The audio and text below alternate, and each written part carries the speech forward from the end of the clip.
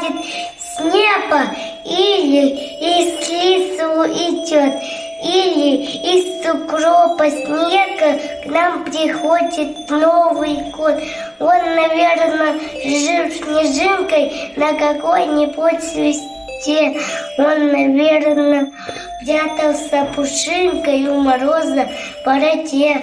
Спать залез он в халатине или в пележке туплем, или старенький путинник он забрался по стеклу. Но всегда бывает чудо, на часах 12 бьет, и неведомо откуда к нам приходит Новый год.